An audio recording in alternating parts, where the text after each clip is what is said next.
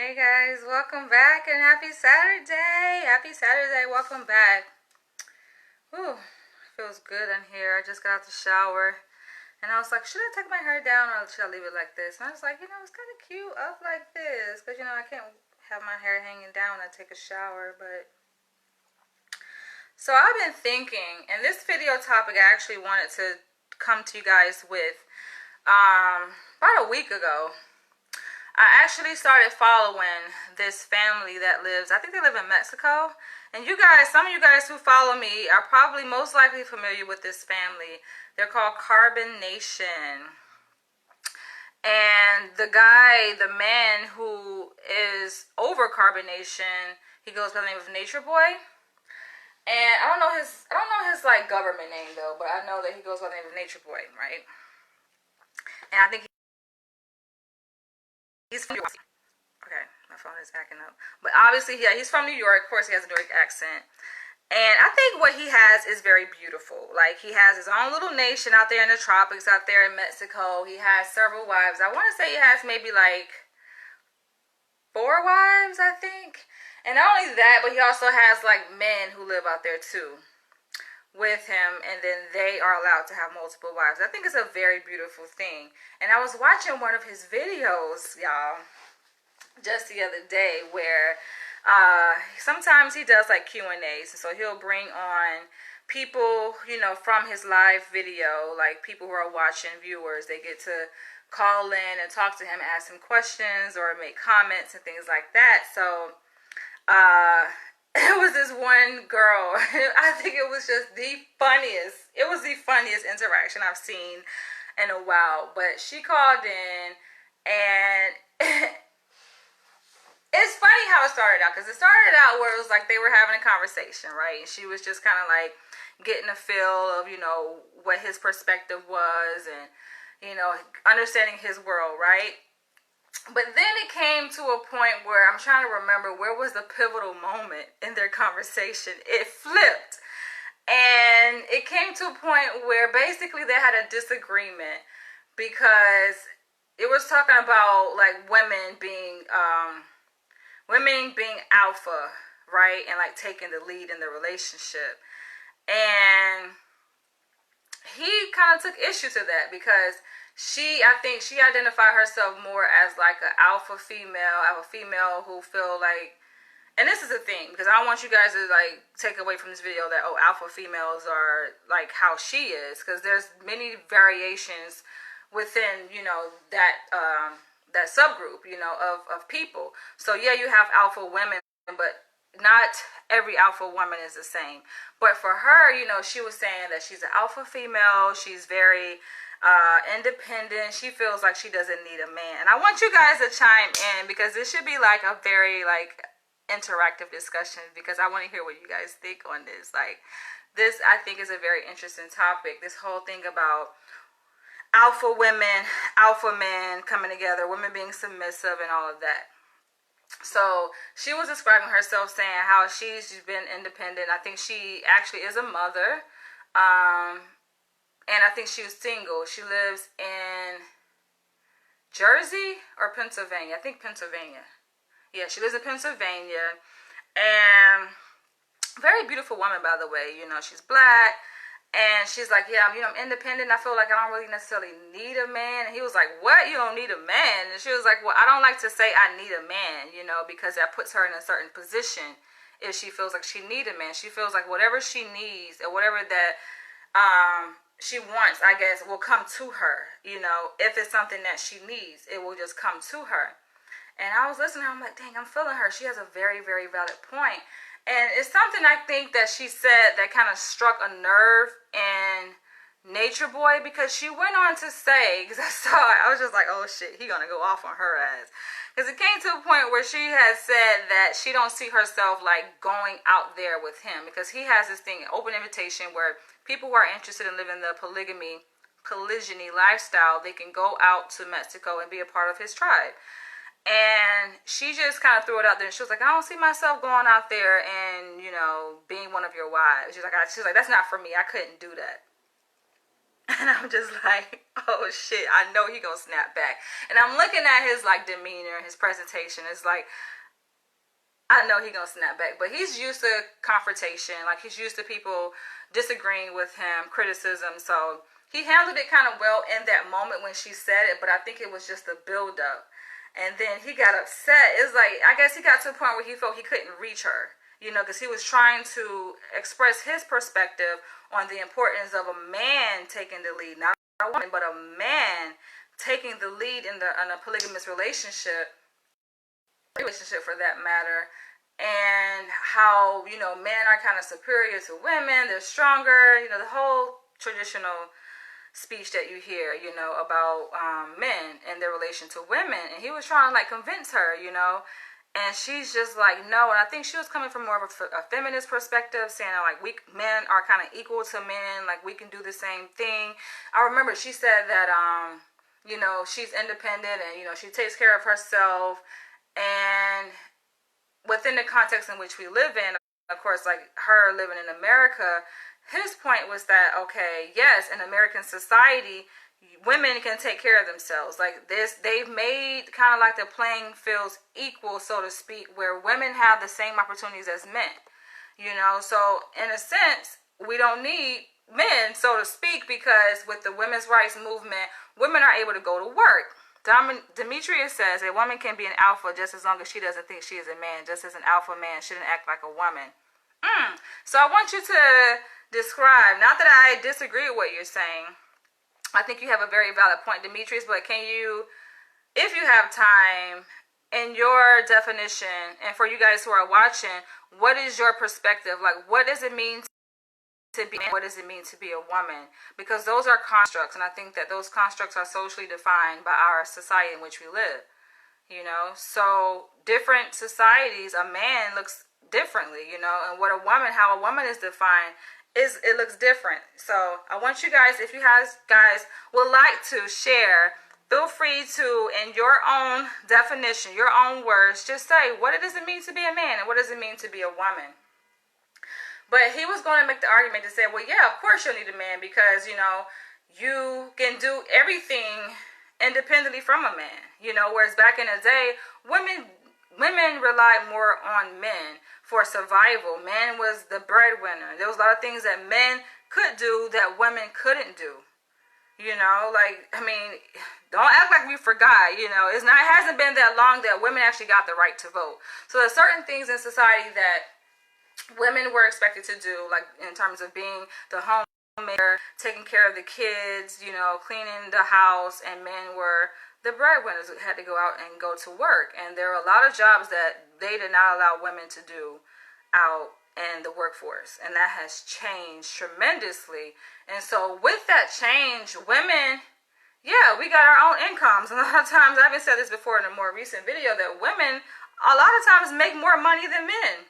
Like, women are pulling in the dough, and with that sense of financial independence, women are like, okay, I got this. You know, and even if a woman is with a man and she gets pregnant, right, they have a baby, with that sense of confidence and that sense of independence, yes, it can make a woman in her mind think, well, okay, if the relationship don't work, I don't need him, I can still be able to take care of the baby. I got this. But in a sense, it's like, do you really got it? You know, because I think it's more to a relationship. There's more to a success in terms of building a family than being financially fit.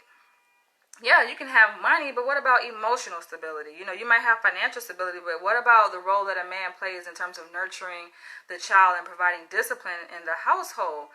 So that's an interesting take. And when she said that, like, he made that argument, right, to say, oh, hell yeah, in that respect, in your society, he calls it Babylon in terms of America, that women don't need men. But he was like, you know, in certain places, you might need a man. You might need a man for protection, for example, you know?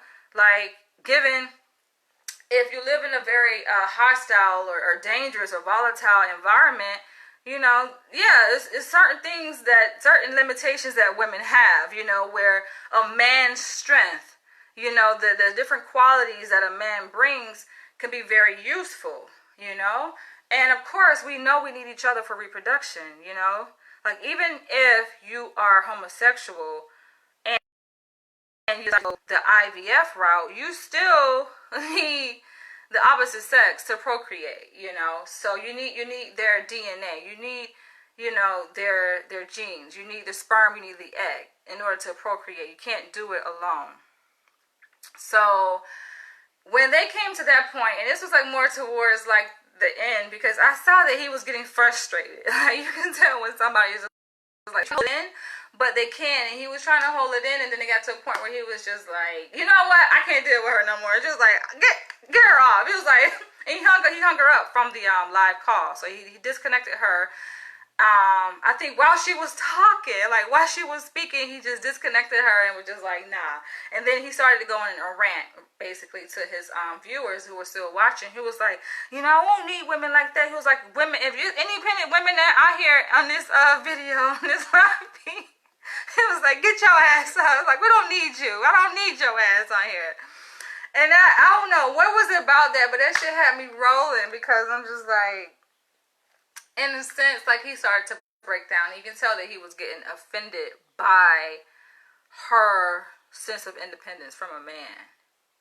And I think what really triggered him is because he began to internalize it. So instead of him looking at her and having this her own perspective on needing a man, he took it personal, as if she was saying she does not need him, or he's not of value, or he's not needed. And obviously he has several wives. So I'm like, okay, if you got several wives, dude, who depend upon you, obviously you're of value, you know. But if you base your value on the notion of someone saying they don't need a man and you are a man, then I can see how he can be offended. But it just, that really got to me. But it made me think, you know, because seeing that obviously she was like an alpha female. She was very strong-natured, and some women are like that. You have some women who are submissive. I consider myself submissive, but I also consider myself alpha. So that could be kind of confusing to some men, I think, because they're just like, okay, what are you? Like, are you alpha? Are you submissive? Like, they don't know where to place me. And I'm like, no.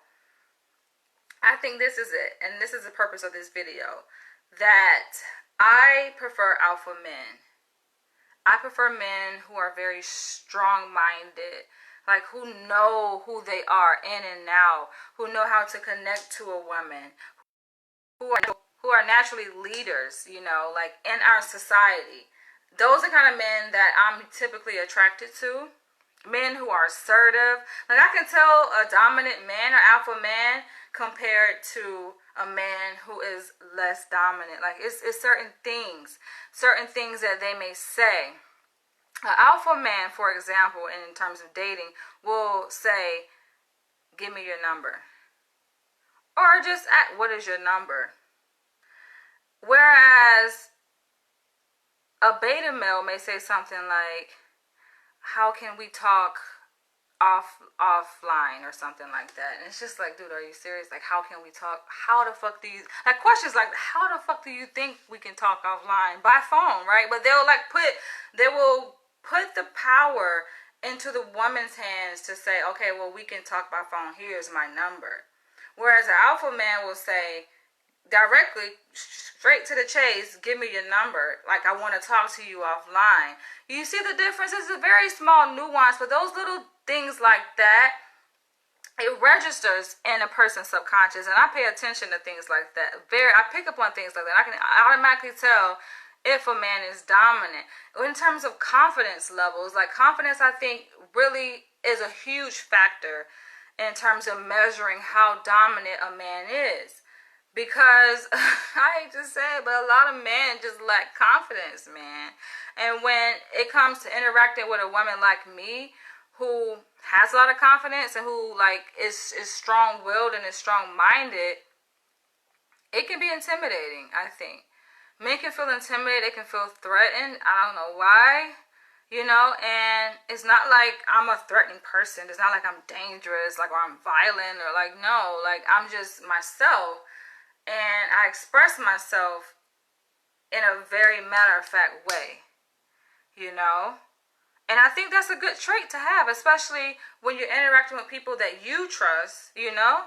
Like if I trust a person, I'm going to be able to express myself in a certain way.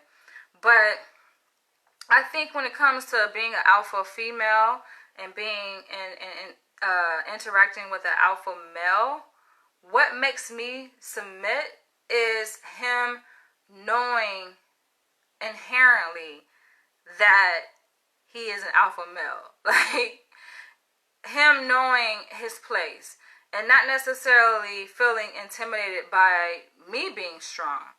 You know, like he allows a space for me to be strong, and then that will allow me to easily submit. And he has to just take the lead. A lot of men be like waiting for the female to speak up or to make suggestions on what should be done or where should we go. And I'm just like, dude, I'm waiting on you to say like what should be done, where we should go, and whatever the plan for today, you know? It's little things like that. But I definitely think that it's possible for an alpha female like myself to be with the alpha male. I've done it before. And submission, I think, comes very easily, of course, when trust is established. Like, there has to be a degree of trust. Now, let me know what y'all think. I'm going to stop talking for a little bit because I really do want to hear from y'all, because I think there's so many different ways to look at this topic. Now, Demetrius, he made his comment. He ran away. But he said something very interesting to say, as long as the woman acts like a woman, right? The female acts like a woman. I'm just like, what does that mean? Acting like a woman. What does acting like a woman mean? You know, because I think it means different things to different people. But with the society we live in, with so much gender fluidity, sometimes that can be hard to understand. Like, what does it mean to act like a woman? Like, seriously, or what does it mean to act like a man? I think it's more clear in terms of what it means to act like a man, because we know when anything that deviates from the norm of how a man should act, then we're like, oh, is he gay? You know, acting feminine, so to speak, or being soft. But I think that men, this is the thing, because I think what attracts me is like intelligence, right? And a man being able to articulate himself, being able to, and that's articulation, not just in words, but being like feelings, being able to express yourself, not just, you know, being cognitively smart, you know, and being able to string together words into, you know, a coherent sentence and have conversation, but also being emotional intelligence, being able to express yourself emotionally, being able to like pick up on a woman's emotions. And that's a special skill to have, I think, for men. Men who are in tune with their own emotions can get in tune with a woman's emotions, and that can also help you be a good leader. Like, if you can pick up on certain nuances of how a woman expresses herself, and knowing the difference between a woman who is expressing anger versus a woman who is expressing frustration or disappointment or sadness, you can be able to maneuver and do certain things. You can be able to communicate and be able to connect with her. Because one thing when it comes to leading as a man, there has to be a connection. If there's a disconnect, how can you lead someone that you're very much disconnected to? Like, she's not connected to you, you're not really connected to her. There's no bond there. There's no rapport, but you want her to do what you say, as you say. It ain't gonna happen like that. It has to be rapport, it has to be a bond, it has to be trust. It has to be trust. And along the lines of an alpha man being with the alpha woman, it makes me think about polyandry. That's something that of course, you guys should know by now. I'm very much interested in polyandry. And for the people who are confused or lost, polyandry is different than polyamory. Polyamory is just like, a lot of people are engaged in polyamory. You're probably, who are watching, you're probably engaged in polyamory, where you just have sex with multiple partners at, you know, not necessarily like literally at the same time in the same room together, but just where you may have one friend that you fucking that person, and you have another friend you fucking them, and you just fucking different people. That's not what I'm interested in. I have no interest in that. I'm interested in developing a family of multiple people, preferably men, that, you know, it's like a tribe in a sense. And it's the focus is not sex. The focus is actually on family and, you know, building financially for the future.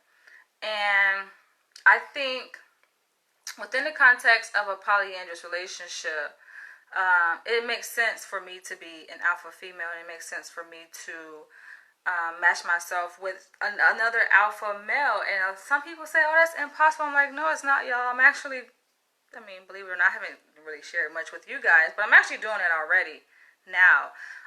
So it's not impossible. I just think that people have to be on the same page, and of course be in alignment with the same goal and the same purpose. And as long as we can position ourselves within that framework, then it's possible. There's nothing wrong with that. But yeah, when it comes to alpha man, I love alpha men. Like, I love dominant men. Dominant in the sense that you know how to be dominant. Because a lot of men, they got that shit fucked up. I done came across so-called dominant men. They think that it means calling a female out her name. You know, being able to call a female what they want to, how they want to. And I was like, dude, that doesn't make you dominant. That makes you disrespectful. You know, it's like, whoa, whoa, whoa. Like, I have a name here, you know. So some men kind of get it twisted. They think that, you know, it's just all about power and control and being an asshole. No, that ain't what it's about. It's a dance. I think it's a beauty to not really explain what dominance is, because I think it's something like it comes natural. Either you got it or you don't. You know? It's like loyalty. It ain't something you can teach. Either person, they are loyal, they understand it, or they don't. It ain't something you can teach. So I like the secrecy and just not necessarily having to explain what it means to be dominant, because you'll have men who don't know what it means, right? And they may ask, well, what does that mean? Or how can I be dominant? It's like, I ain't here to teach you. And on top of that, it's not natural. Like, I don't want men faking it. I don't want men pretending to be dominant. I don't know. That's unattractive. I gotta teach you how to be dominant. Nah, I don't want that. It should be something that's innate, is natural within you. Thumbs up if you're watching this, you're a man, and you consider yourself a dominant man. And I want you to explain, or not necessarily explain, but just describe, you know. Give us, like, in a few words, what makes you dominant? Some people got it twisted. And a lot of women would tell you this. Some women actually may not have the courage to come right out and say that that's what they want. Me, I'm grown. I can say what I want, and I know what I want. And ain't no shame in being able to express what I want. Some women are ashamed to say they want a man to take care of them financially. You know, and I can understand why, because ignorant people, they just be like, oh, well, you're a gold digger. No, it ain't about gold digging. It's not. It's not about gold digging. It's about knowing what it takes to establish what you need, you know, in terms, everybody have different needs when it comes to a relationship, you know. Some women do like to be nurtured, taken care of, you know, like for a man to kind of set the course, set the tone of that relationship, set the direction for how things will go, you know. Of course, with the woman's input. I ain't saying no dictatorship, you know, or a master-slave relationship. Nah, I ain't talking about that. But yeah, some women like that. Submission, I think, is a beautiful thing. When a woman feels safe enough, you know, to submit to a man, you know, to be at his beck and call. There's nothing wrong with being at another person's beck and call, you know, when you love that person. Oh, and I know I wanted to say before I end this video that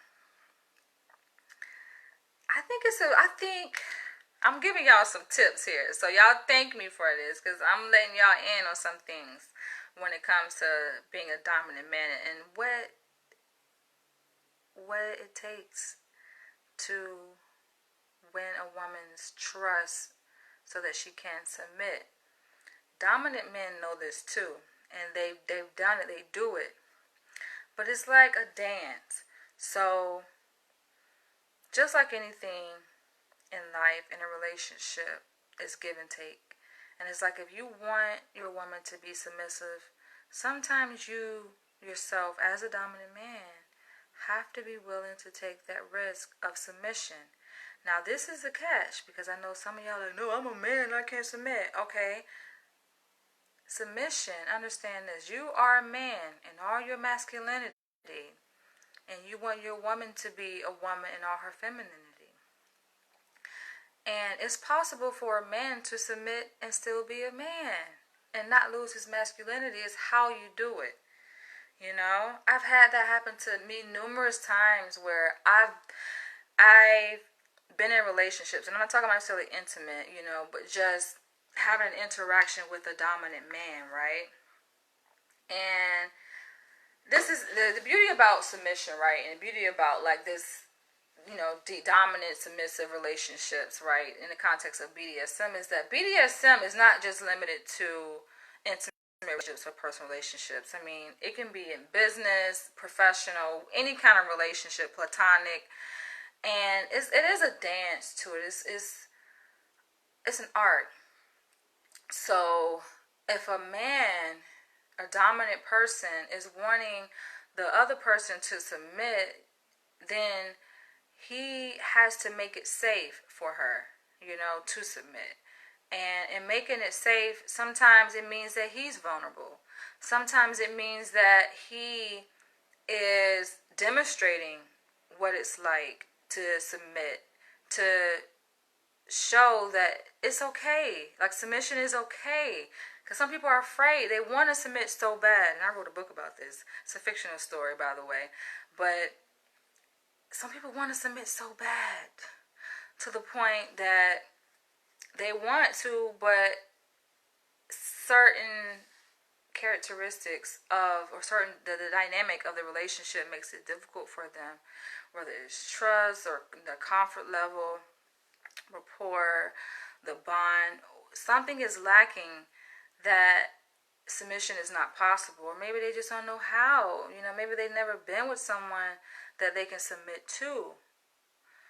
But if a man is comfortable in his masculinity, he can also submit and the purpose of his submission is to demonstrate what that's like. So submission, like I said, can come in the form of many different things. Let's say you and your partner as a man, let's say you guys have a disagreement, right? And disagreements happen, you know, conflicts happen. We're talking about two different people from two different cultures. Even though we may all be, let's say, within the same ethnic group, we're still different. You know, there are many differences between African Americans, for example. You can grow up in the same state, same city, but your cultural experiences are going to be different. And when you have people from different environments and that come with different experiences, they're going to see things differently. You can't expect that you're going to agree on every single thing. So when that disagreement happens, and let's say there are emotions that are involved, and let's say with those emotions, feelings get hurt, right? It's inevitable. It's going to happen.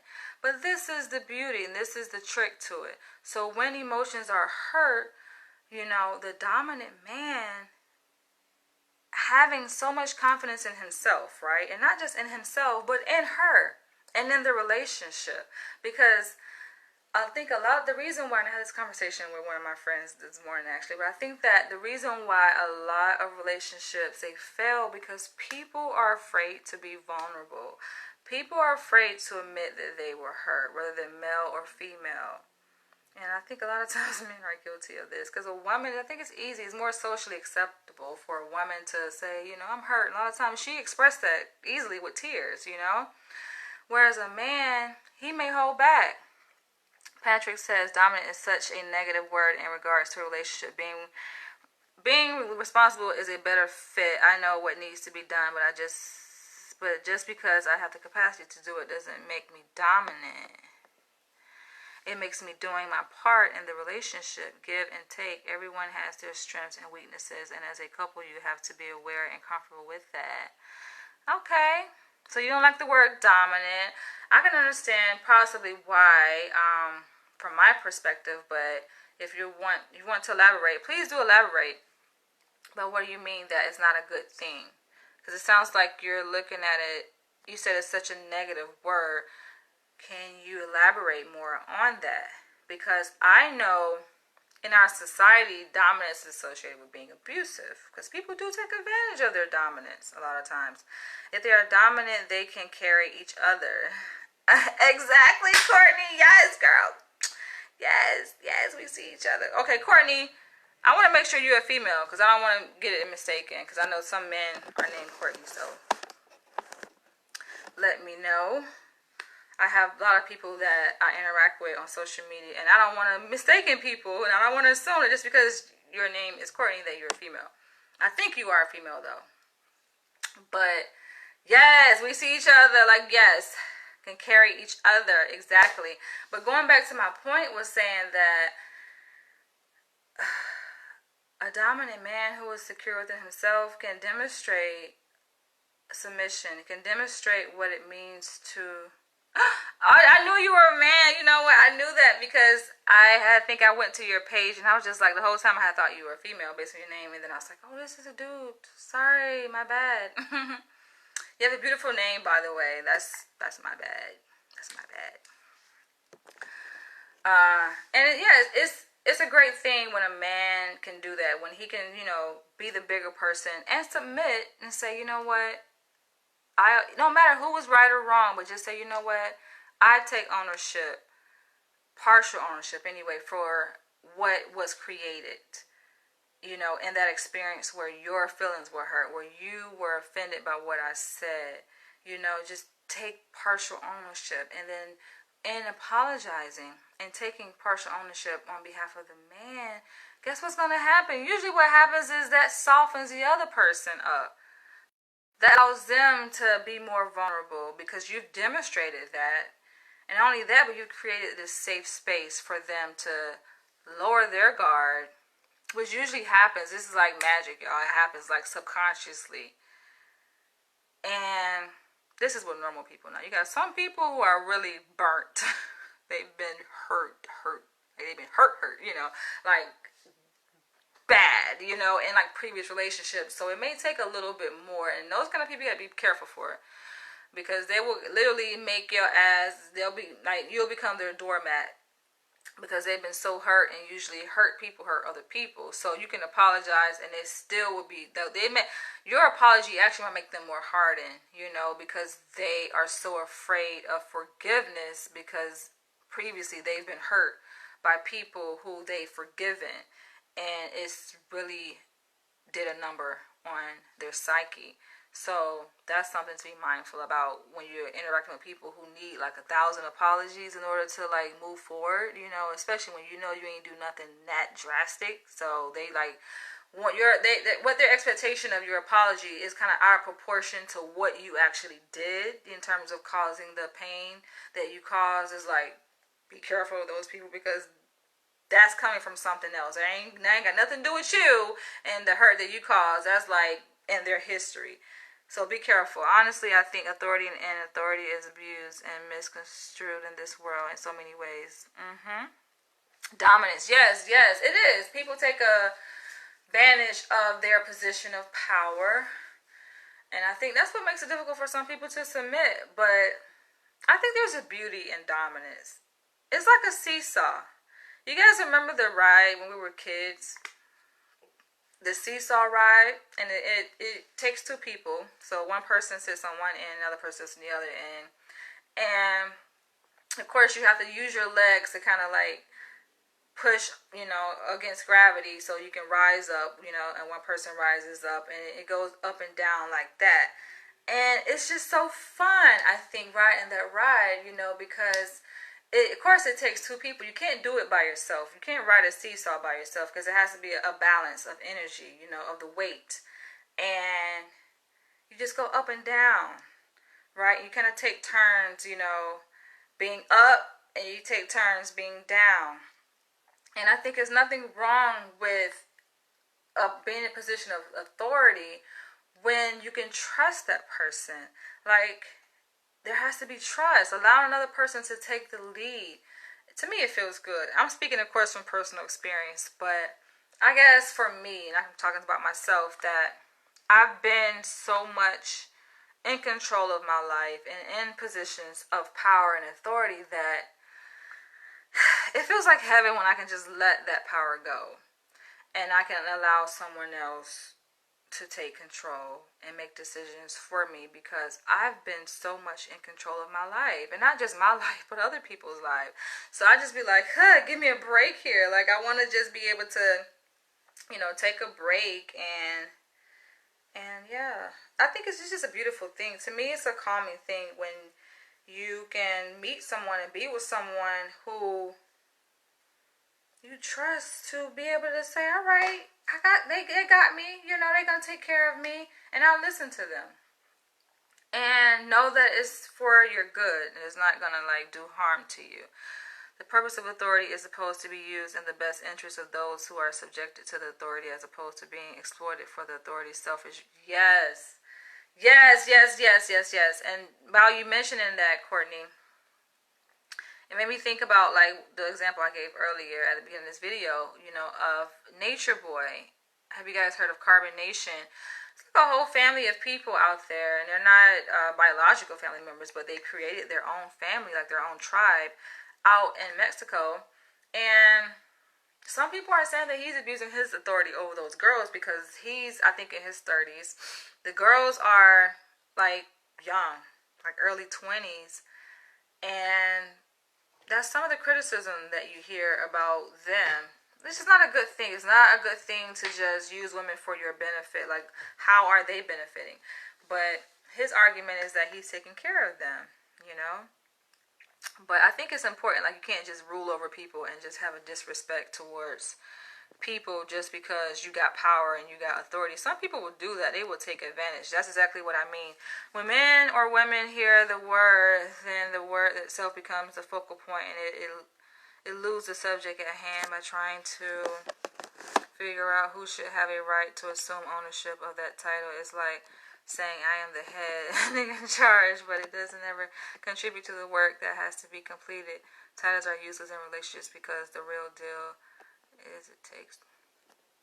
That's more of a, Patrick, that's more of a progressive perspective, which I think, honestly, there are a lot of relationships, very successful relationships, where there's a man and a woman, and it's, an egalitarian relationship. They're equal. They don't have to have roles on, who's the dominant one, who's the submissive one. It's just they just have equal responsibility and expectations, and it works.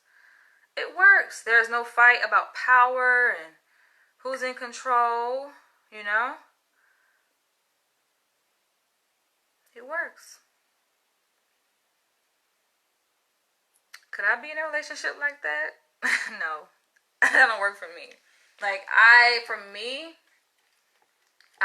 need to be in a relationship where there's an established roles that are set. I know my role, he knows his role, and we operate in those roles. Not to say we can't deviate, because I think what you're saying is that naturally, it may come a point in time where a woman has to kind of step up, different circumstances happen. A man necessarily can't always be the dominant one, calling all the shots and being the leader. What if he gets sick? What if he loses his job?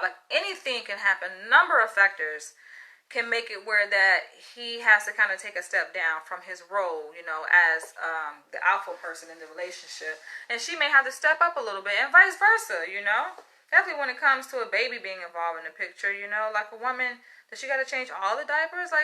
Can he help out, Can it be times where he cook, help clean? So I definitely understand what you're saying, because even progressive couples, they say that that whole rigidness and the gender roles actually creates more confusion, because people they assume that they can't do certain things. A man just can't touch a baby bottle, for example. A man can't, pick up a broom. It's just forbidden because he has to stay in this role.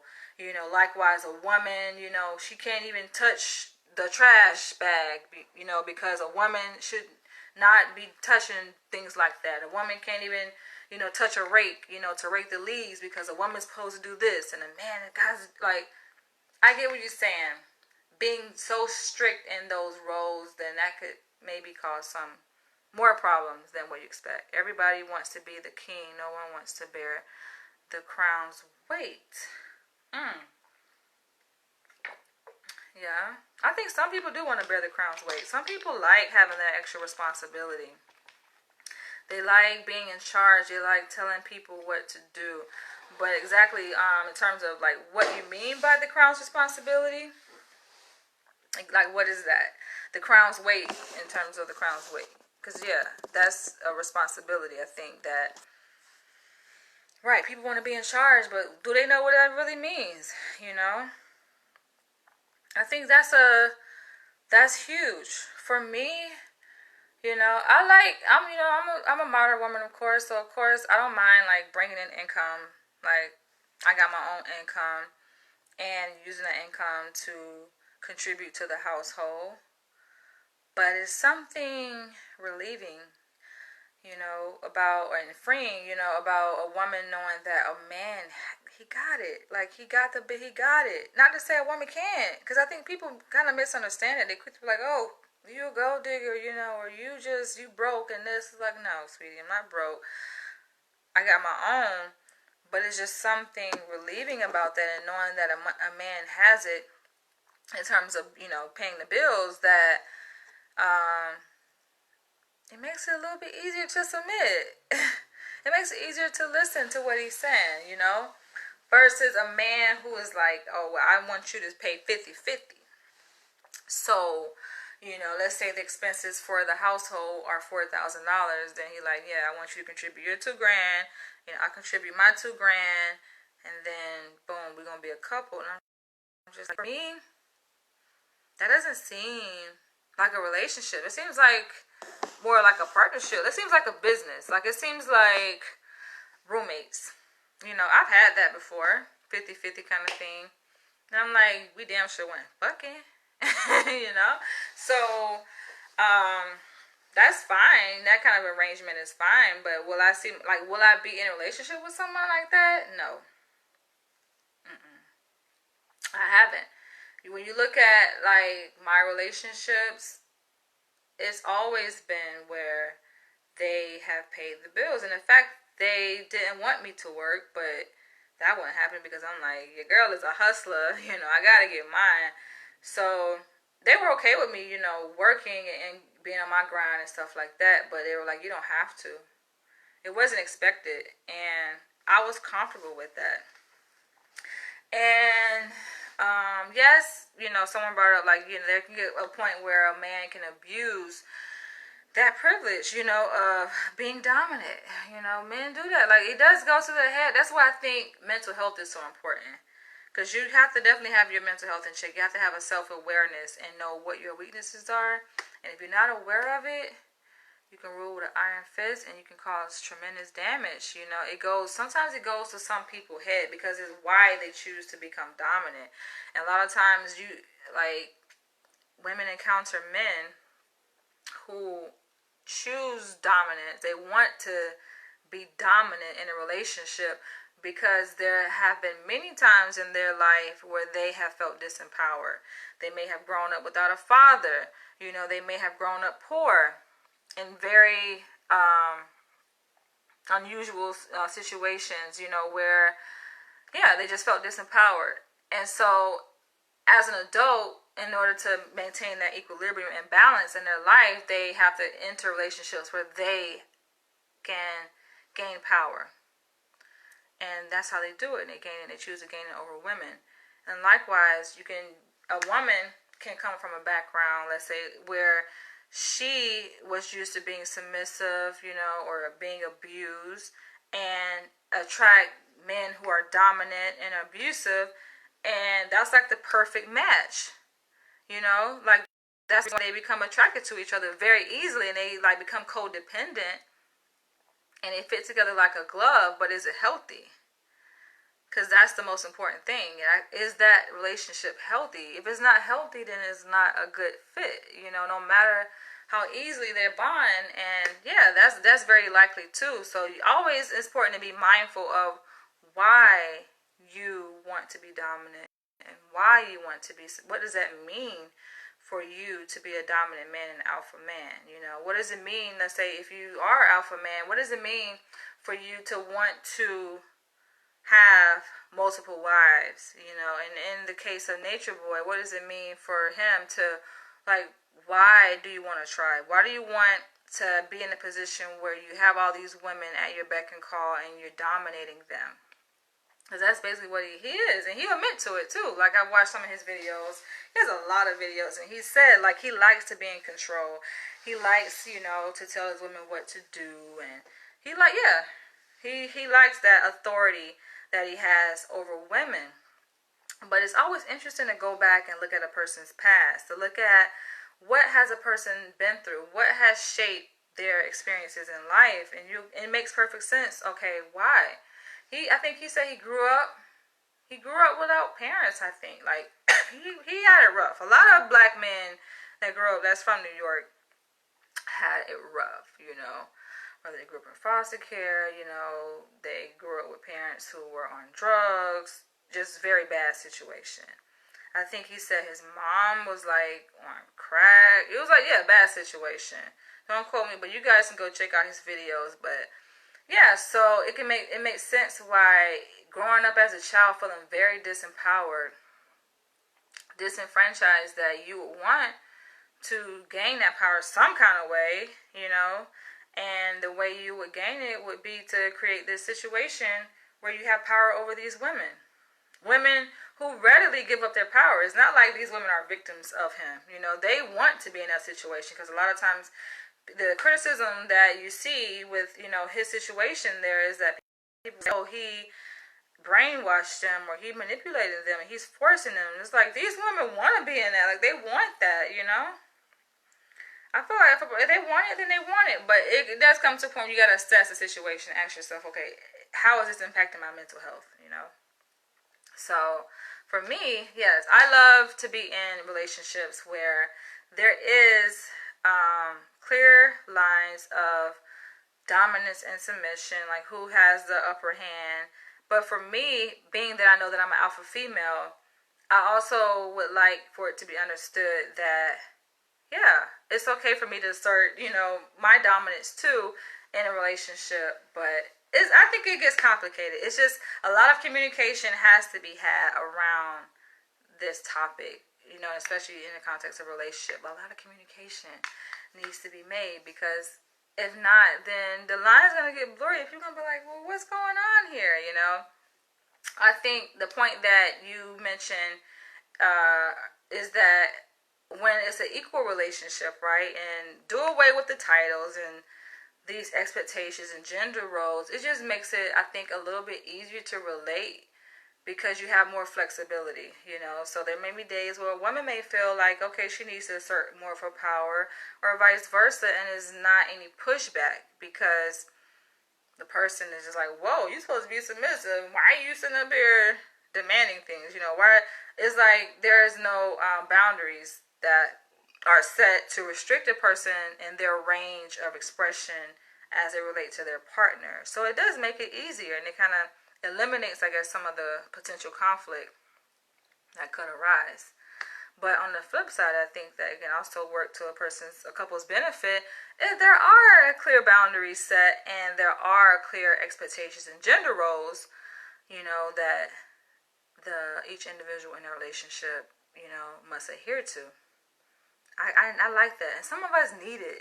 Like, honestly, some of us need it. And I can recognize and I can admit certain aspects of my own experience in life and even my own upbringing that warrant a situation where I need to have that discipline. Not as if I wasn't disciplined, because I was disciplined a lot when I was a child, but it was by my mother, and that was slightly different than I think the kind of discipline that I need. And I think that I'm attracted to it. Like, for me, it's a turn on. It's a turn on when a guy can set certain rules and expectations, and I am expected to adhere to those rules. Like, that's a turn on to me. that shows how much invested he is in the relationship, you know, and as well as me, you know, by me adhering to certain rules, that shows how invested I am into the relationship. So I know kind of what I'm talking about is a little bit left field, because a lot of you guys are like, what? Who's tuning in? Who is that peeking in? But I think it works, and there are a lot of DS relationships, dominant, submissive relationships, where they are healthy and they work because it's clear. It's clear who's in charge. And what the interesting thing here is that, yeah, there are some like DS relationships. Y'all don't even realize that y'all probably in a DS relationship because y'all live the vanilla lifestyle. But even, you know, in some relationships, you know, there are women who are more dominant than a man. It's like you can tell, like, she wear the pants in a relationship. You know, even though y'all don't want to admit that, you're like, oh no, we are egalitarian. Is like, no, she is clearly the alpha and he's a submissive. But if it works, that's fine. That's just not the kind of guy that I'm interested in. Like, honestly, I don't want to be with a guy that I can boss around. You know, that doesn't turn me on. That doesn't do anything for me. I have friends like that though, because I know that I'm pretty alpha. So I definitely got guy friends that it's clear that I have more power over them. But I think sometimes it can be an illusion of power. I think some of my friends are very smart, and I think about one friend of mine. We've been friends for many years, and he's very smart. And I have my professor, he say this, he's my family systems professor. And we talk about, like, you know, male women dynamics in relationships, and it came up like a few times because we're doing our genograms, and it came up where in some people's family, you know, women are matriarchs and the men just kind of fall in place and listen. And my professor, who always respond like, oh, that's a smart man. So I think sometimes it's just about strategy, and it's not so much that he is less dominant, you know, or not alpha. It just means that he's smart and he knows how to interact with a woman given certain situations, you know. So that goes back to what I was saying earlier, that sometimes it's okay for a man to be submissive in a way, but he's still alpha, you know. It's okay for him to say, you know what, babe, I apologize, you know, babe, I'm sorry I hurt your feelings, you know. And he can still maintain his masculinity. So thank you guys for your comments. Thank you guys for watching. I think that, like I said, it's very possible for an alpha man to marry an alpha female. Some men just like, nah, she got to be completely, you know, not alpha and completely submissive, you know, and docile. And I'm just like, okay, you want a slave. That's what you want. You don't want like a powerful female. But a lot of women, I mean, keep it real, a lot of, especially black women, like, we rising. Like, how is that a threat to a man if we're successful? Like, don't you want a woman that's successful? And with that success comes a sense of confidence, you know? With that confidence is, you know, position of alpha. And within my alpha, like, dude, you got, like, I know I'm smart. I'm an intellectual. And when I'm right, I know I'm right. And when I'm wrong, I'll admit that I'm wrong. But a lot of times I know I'm right. And when I'm speaking to a man, it's like certain things that I expect, just like he expects certain things as an alpha man. It's certain things that I expect as an alpha woman.